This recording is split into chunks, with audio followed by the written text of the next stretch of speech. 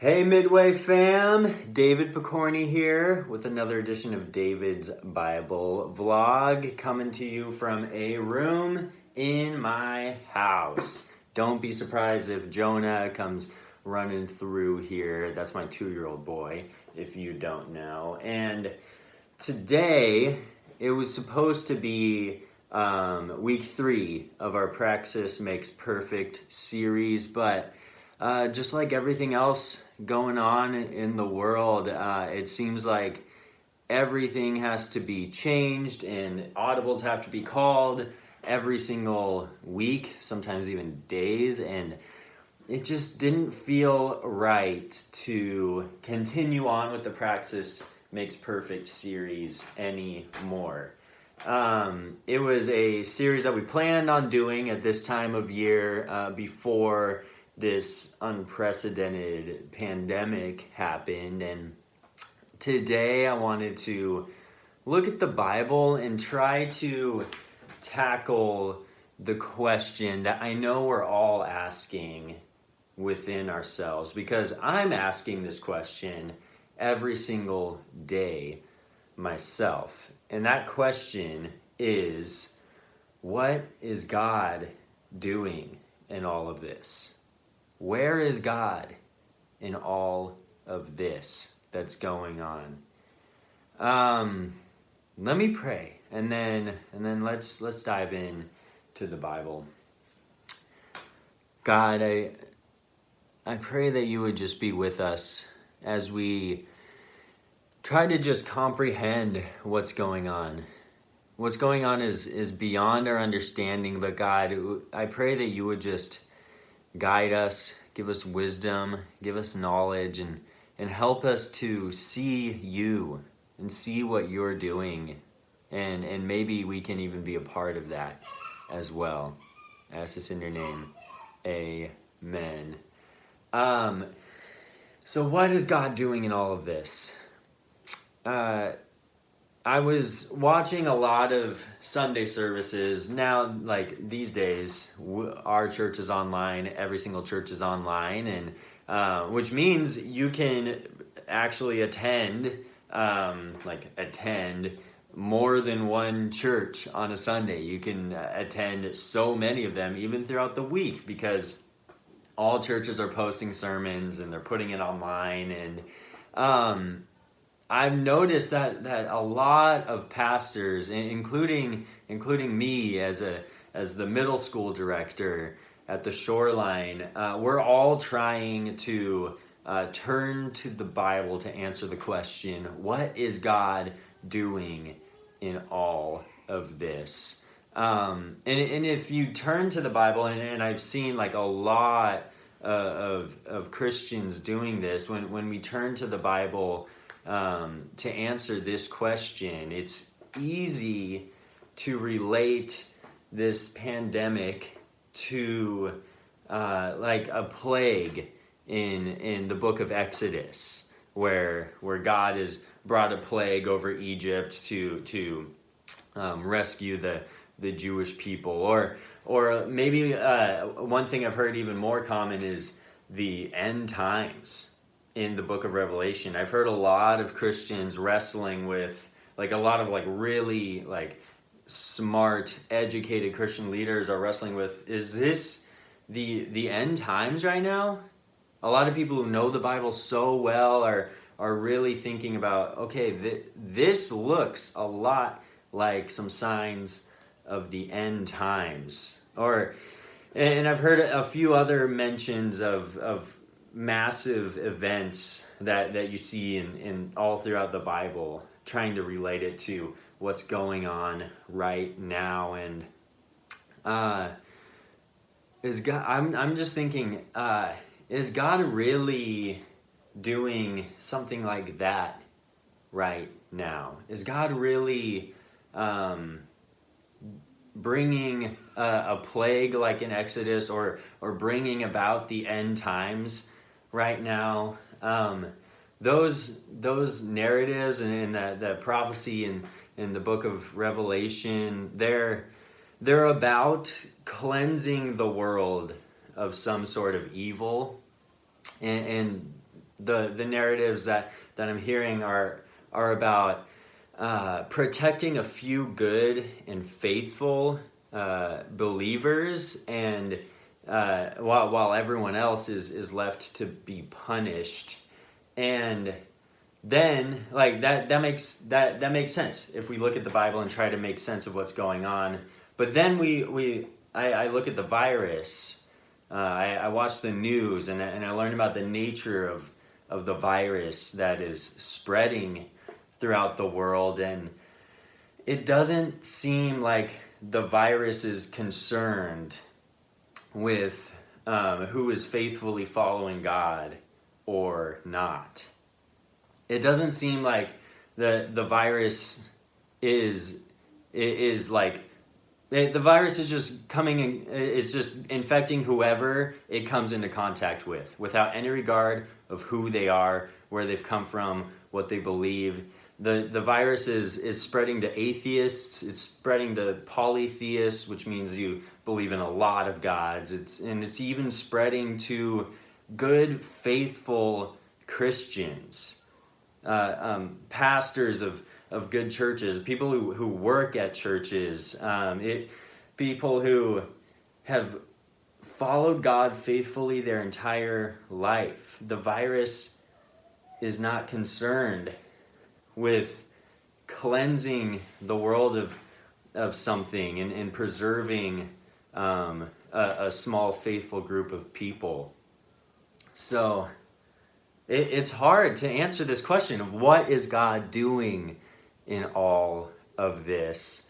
But then I was thinking, okay, those are the big, like, massive events, like Revelation, end times, a plague, maybe even the flood in Genesis, a big global thing. We're trying to find what God is doing in the world. And it's interesting that a lot of Christians so far have said that God is either causing this to happen or allowing this all to happen based on biblical events. And as I was really wrestling with this, that just didn't sit well with me. And I didn't know why.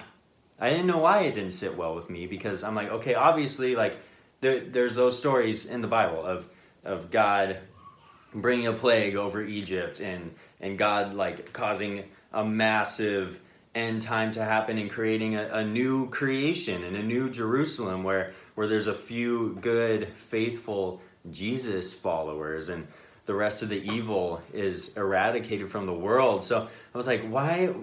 That's in the Bible. So why does that not sit well with me, that this is one of those things? And then I realized that Jesus kind of messes those theories up a little bit. I was reading the book of Mark, and you can go ahead and open up to the book of Mark right now. I'm going to be reading from Mark chapter 2, starting at verse 13. It's how Jesus interacts with a man named Levi, or another name for him is Matthew. So you can open up to Mark 2, go down to verse 13, and I want to ask the question, what is God doing in all of this pandemic, by looking at what Jesus did on an earth when God was here on the earth that was just full of sin, full of injustice, full of disease, honestly, and corruption. What was God doing in that situation? So Mark 2, starting in verse 13. I have it here on my computer, so I'm going to be scrolling down here. Don't mind my hand. Verse 13. Then Jesus went out to the lake shore again and taught the crowds that were coming to him. As he walked along, he saw Levi, son of Alphaeus, that's a fun name, sitting at his tax collector's booth. "Follow me, my disciple," Jesus said to him. So Levi was like, okay, got up, and followed him. Later, Levi invited Jesus and his disciples to his home as dinner guests, along with many tax collectors and other disreputable sinners. There were many people of this kind among Jesus' followers. So that's a little footnote there, is there was a lot of sinners surrounding Jesus at this time. But when the teachers of religious law, who were Pharisees, saw him eating with tax collectors and other sinners, they asked his disciples, "Why does he eat with such scum?" As the New Living Translation puts it, why does he eat with such scum? When Jesus heard this, he told them, "Healthy people don't need a doctor. Sick people do. I have come to call not those who think they are righteous, but those who think or who know they are sinners." And that was at the beginning of Jesus's ministry, according to the book of Mark. This is chapter 2 of Mark. In chapter 1, Jesus gets baptized, starts doing things, starts doing his ministry, bringing the good news to earth. And Jesus says in chapter 2, like right away, that he came to bring good news to the sick people. That he needed to be around those who were sick, those who were hurting, but all like physically, mentally, and spiritually. He needed to be with them more than those who were physically, spiritually, and mentally healthy. So, Jesus came to bring the good news and salvation to the entire world. And this good news is even better news to those who are really struggling in this world that's full of viruses, is full of injustices, is full of unprecedented tragedies. Jesus came to be good news to the people who are experiencing those things. And so when we ask, what is God doing in all of this? I find an answer in Jesus. When there is a virus spreading throughout the world to anyone who comes into contact with it, I know that Jesus is there with those who are hurting the most. Jesus is there to bring good news, who need good news, who need that news in their lives, that Jesus is there, Jesus is for them.